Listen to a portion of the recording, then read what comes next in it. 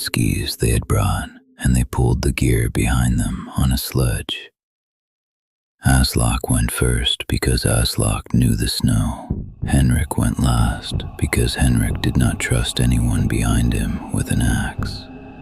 Jonas was in the middle. The cabin, when they reached it, was older than any of them had expected.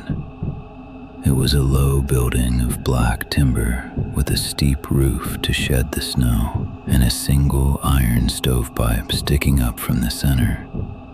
The door faced west. The two small windows on the north and south walls were shuttered with plain pine boards. There was no power line. There was no radio mast. Inside